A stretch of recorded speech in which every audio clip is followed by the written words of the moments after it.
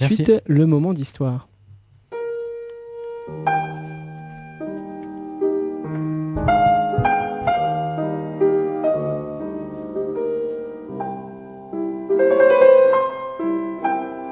Moment d'histoire.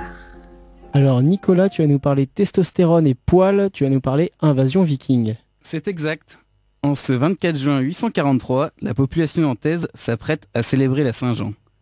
Une grande cérémonie rassemble une foule considérable de pèlerins et se déroule dans la cathédrale sous les ordres de l'évêque Godard.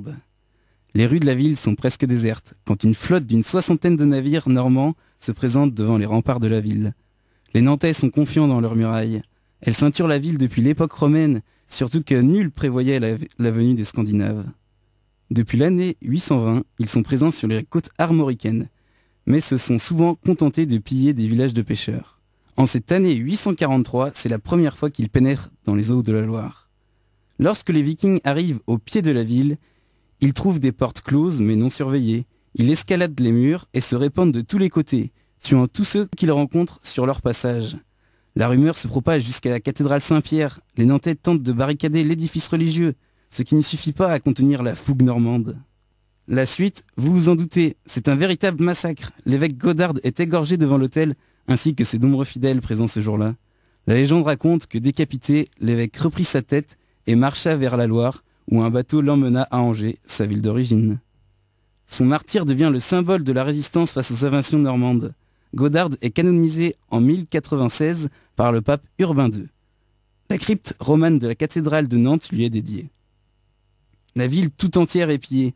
Les Normands emmènent même des rescapés afin de les réduire en esclavage et se replient vers l'île de Noirmoutier. Telle fut la première descente des Normands dans le comté nantais.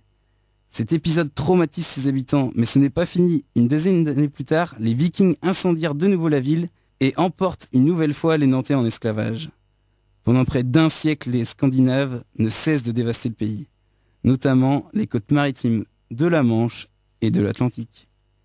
Ils étaient une menace si considérable que les prêtres nantais ont intégré dans leur litanie « De la fureur des Normands, délivrez-nous, Seigneur ».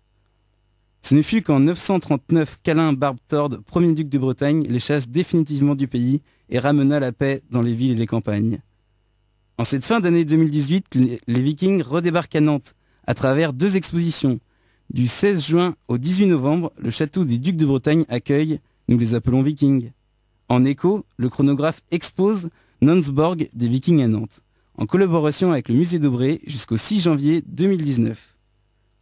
J'aimerais juste dire pour terminer qu'on ne dispose qu'actuellement qu'une seule version des faits, celle de la chronique de Nantes écrite par le clergé nantais, et qu'il est bien évidemment important d'interpréter cette version avec du recul. Merci, la semaine prochaine je vous parlerai de Lucien Petit-Breton, cycliste international, double vainqueur du Tour de France au début du siècle dernier, dont le destin fut stoppé par la Première Guerre mondiale. Et merci Nicolas, et si vous voulez retrouver cette chronique, elle sera sur la page Facebook Moment d'Histoire, Prune 92 FM. Toutes les émissions de Curiosité sont à retrouver sur le www.prune.net dans la rubrique Émissions.